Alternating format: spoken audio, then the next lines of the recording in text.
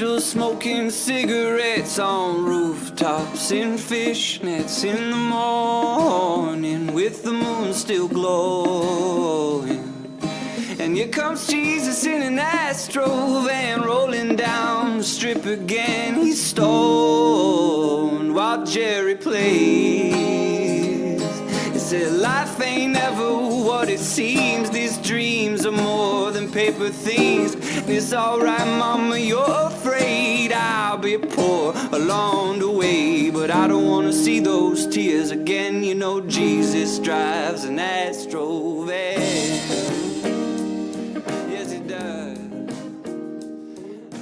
Hello, everybody. Thank you for joining me for episode 14. In this episode, I really want to talk a lot about Brazilian Jiu-Jitsu.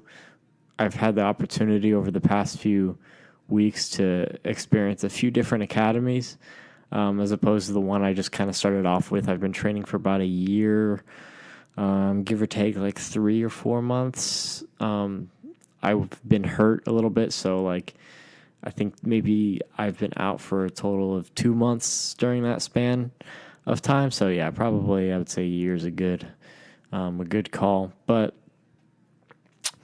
I went to New Jersey, New York, that little tri-state area. I got a chance to train at 2 academies. They were both really cool. I got invited to an open mat locally here down in Florida, and it was the people we were training with were cool, but the instructor was definitely an asshat, like one of those dudes that are trying to brag about their lineage and make you think highly of them. It was very, you have to be one of those people that are very susceptible to Scientology to think that this dude is all that, you know. It was sad, honestly, because it was a guy who was he was bragging about how long his academy was open, but you can tell other academies were kind of taking over the area. But regardless, it's very interesting to see how similar jiu-jitsu is. I've only been to the tri-state area, which is a significant distance away. It'd be really interesting to see how similar jiu-jitsu is in other countries. See how, I would imagine perhaps it would be more traditional and this could me just being American elitist, but it seems like America is kind of at the pinnacle when it comes to athletic. Not every athletic sport, but a lot of athletic sports, particularly jiu-jitsu. And I imagine in jiu-jitsu we're kind of at the pinnacle of a lot of stuff. So recently in jiu-jitsu, leg locks are something that I'm pretty sure is becoming a very big thing, and leg locks are something that wasn't always that much of a thing. So I imagine other schools would be a lot more traditional.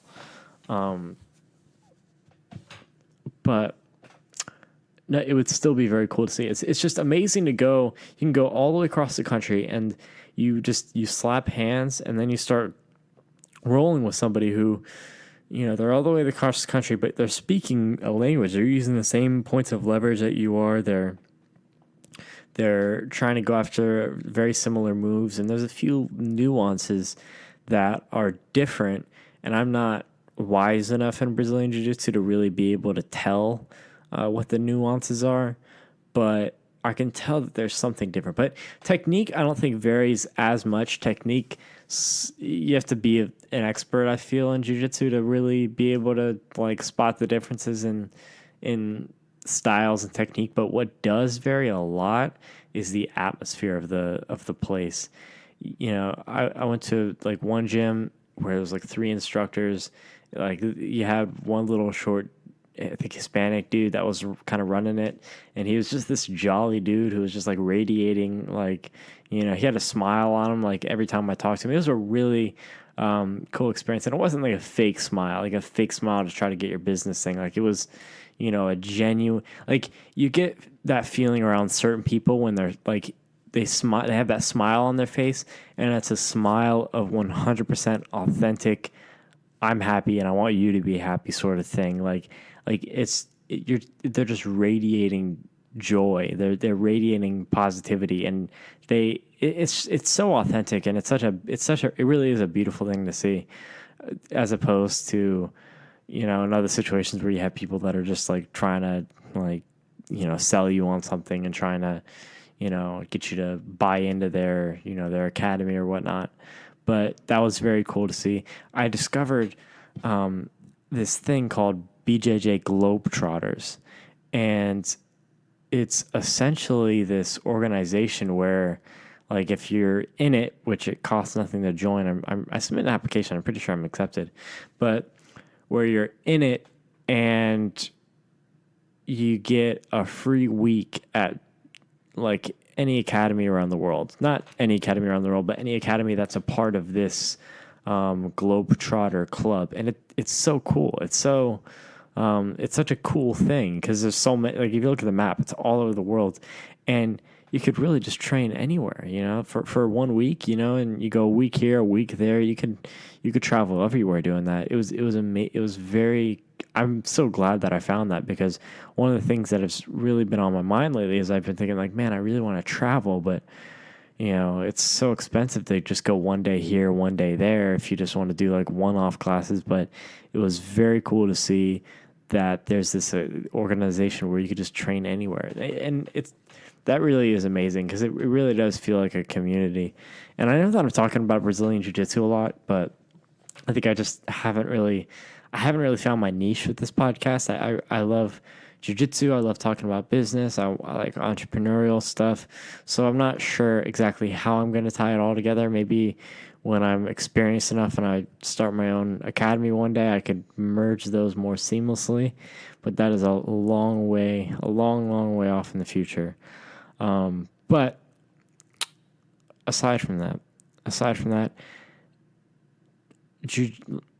Jiu-Jitsu is just, I don't know. My goal with it is definitely to teach. It's definitely lead to one day be able to just have a place, whether it's at my own place or somebody else's place, and just teach. I don't know why, but I could spend so much time doing jiu-jitsu, and that might just be because I'm so new at it.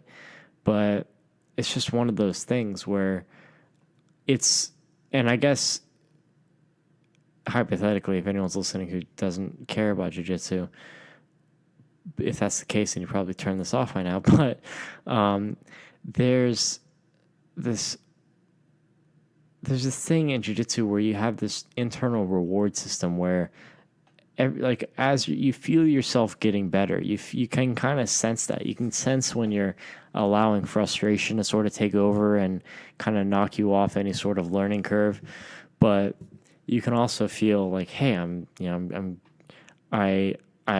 my timing is getting better. My stamina is getting better. You can sense that in a way that's not very explicit. You can't really communicate it in words. And like, you can say to a guy, hey, you're getting really good, and hey, you did this really right, and that really right, and you can kind of use some words to describe it, but it's very hard to capture it, because it's just, as a whole, your body, your brain, your nervous system is just more in tune with this method of just utilizing leverage and putting other people in positions where they're in limb or like body locks and chokes and all sorts of things. And it's so automatic, because you think about it, you go there on your first day. Like, if anybody's ever done martial arts and you go there your first day, it's just like, you don't know anything. You don't know shit.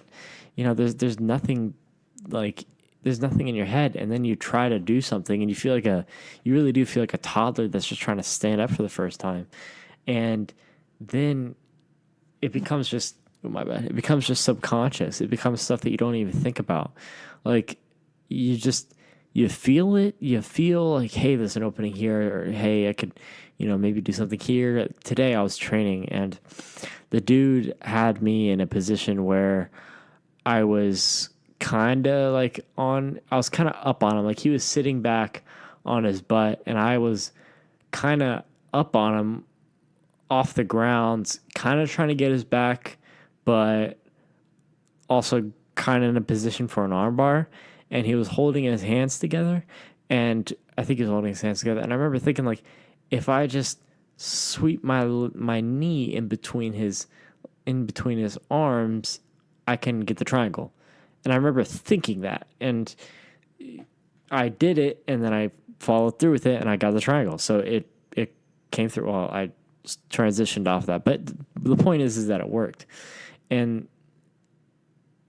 I don't know. It's like that move, that from going from thought, hey, I want to do this, to actually doing it was so just automatic. It was just doop, like it was done, you know? And when you first start and you're just trying to learn something very basic like an armbar or a kimura, you have to think really hard about what you're doing. You have to, you have to hold this, press on this, twist here, and you're doing everything just step by step by step by step by step, as opposed to having it all come out in one fluid movement, which is something that you just kind of gain over time. But I don't know. I don't want to sit here and just say, oh, it's so amazing how this and so amazing how that, so amazing how that. I'm just saying it's interesting. It's cool how the brain can produce can produce ability with enough practice. Like outliers are very fascinating to me. Like people like LeBron James, people like Michael Phelps, like people that have just or Jimi Hendrix, people that have just done one thing and they do it so much. They've trained their brain, their nervous system to be so in tune with that activity that they're just the best at it. And they're the best at it in a way that's just, just the difference. If you watch them, the difference between them and maybe the 100th best guy in the world, between the first and the 100th. If you watch them and you don't know anything about the sport, you don't know anything, you'll think they're not really that different, I would imagine. But it's just the smallest of details that your brain, I feel, over time just gets more and more in tune. And the amazing thing about jiu-jitsu and anything really, like with guitar, I think this applies a lot to guitar and anything, is that your brain, it's like a natural, like success, failure, success, failure, success, failure. You messed up here, you got this. You messed up here, you got this. So you get, when you're strumming guitar and you don't have the finger right on the fret or whatever, and it doesn't sound right, well, you hear it and hey, well, that's not right. I got to do this better. And so you practice doing it better. In jiu-jitsu, if you try to go for a submission and you're not getting it and then they escape, you're all right, that didn't work. I got to find out how to do that better. So I don't know. I think that is one of the best things to just dedicate at least my life to doing, because I don't feel any worry in those states, and not saying that I'm not a very anxious person or a very stressed person, but I think everybody, if they let themselves go long enough down paths of, just if they don't have the big three, sleep, diet, exercise, if they don't have those and they're drinking and and eating garbage and staying up all night, if that's the lifestyle, then you have those few seconds of rush, those few seconds of pleasure and bliss whenever the cheeseburger. I remember one time I was on mushrooms and I went to McDonald's, and I don't know why. I was like, I really want McDonald's right now. I want a burger. And I didn't know why, but the mushrooms were kind of just, I don't want to say they were telling, they were like they were telling me to, hey, go get a burger. And I was like, okay. So I went and I got, I think, a quarter pounder maybe. And I literally had it eaten and finished like just within like 2 minutes after I left the drive-thru. And it was weird because on mushrooms, like I felt it going down my throat. I felt the feeling of having this pleasure in my mouth and then just going down my throat and feeling nothing. And then when it gets to my stomach, it's just poison, like I don't think you're not that in tune with your body normally when you're not on mushrooms like that. But I was on mushrooms and I remember thinking like, man, like this food is just here so it can feel good for those few moments before it passes into my body and slowly kills me, just half of a percentage, a little bit less alive, that was a very good experience to learn from. But if that's the lifestyle, when like you'll have those moments, I think, at least from what I've experienced, you'll have those moments where, you have those few minutes or seconds of bliss of the drinking, maybe the drinking probably a little longer, and then the food and, staying up late, and usually those things go together, or anything. Then afterwards, you have so much more time to just like, it's like your body is just snapping back at you. You're like, oh, you got away from me for a little bit, but here's this. Rather than just being at a zero all the time, just being at a balanced level all the time. Because I think anytime you're just elated beyond belief due to like substance or whatever, it always, of course, this is what they teach in fucking DARE class in 5th grade, is it comes back and it snaps back at you. But I don't know. I think, just for me, that just really doesn't attract me that much. I really think that the most optimal way to live and the most meaningful way to live, and I think that's what I'm going for above all else, is not just have fun, but to have a real meaningful life, is to constantly try to learn things, constantly learn how to do things, and set goals and learn how to just slowly get to the point to where you can get to them and move past them. That's in that state of learning, a skill. I think skill is the best way to describe it, but it applies to more creative things like writing and this speaking, even, because I'm paying attention to what I'm doing. I'm not just fucking off. I'm really having to pay attention to what I say. And because I have to pay attention to what I say, I'm not thinking about other things. I'm not thinking about things that might potentially, cause me to just aimlessly wander around or aimlessly be worried about some business thing or life thing. That doesn't happen. So by being engaged in something, that and being on psychedelics are the most meaningful experiences I think you could possibly have. And I don't know. Psychedelics, I kind of want to shift to psychedelics a little bit, because I don't think I've talked about them in a while, but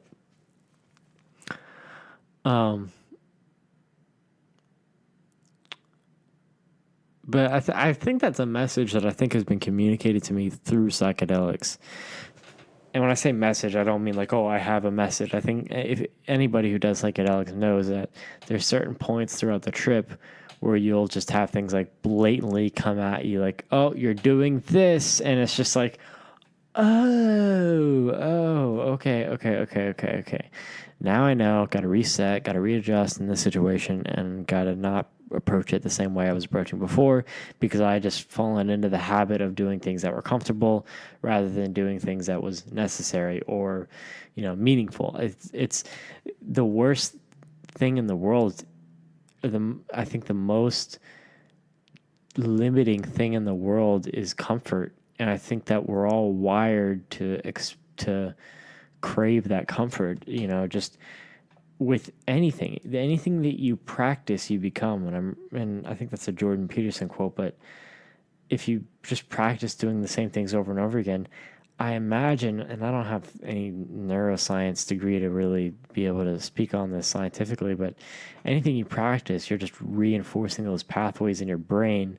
And if you're reinforcing those pathways in your brain, then just you're more likely to do it next time and the next time. And each time you do it after that, it's going to be more and more likely that you do it the next time. So you're kind of digging trenches. You're digging trenches that, you're going to fall in. You're going to fall in and keep repeating those same pathways. And it can be good for some things. It can be definitely good for a lot of things. Because if you have a schedule where you go to the gym at a certain time on certain days, then you think less about going to the gym. It's really hard to do stuff when you don't have any sort of structure or schedule about it. And setting a schedule, my experience has definitely been frustrating, because I remember starting out, I would set schedules for myself and I could just never do them. I could never fill them out to completion. But it's scheduling is just like anything else. You just learn, and like you're not gonna get what you want just by journaling and writing things down. Like journaling and writing things down, and perhaps even something like this, it gives you an opportunity to articulate what it is that you're going after, and kind of you visualize it as you're writing it, which is very beneficial. But at the end of the day, you have to just, nothing gets done unless you do it. And scheduling is probably the same thing. But I am worn out. I've been training for like 2 hours Jiu-Jitsu on open mat, so just straight rolling. Actually, the first class wasn't open mat, the second class was. But I'm going to head out.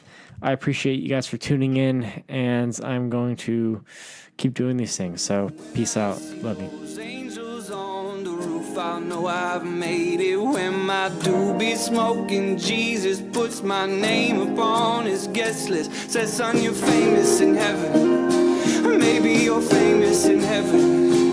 And maybe there is no heaven. And maybe we're all alone together now. And I don't want to see those tears again. You know Jesus drives an Astro van.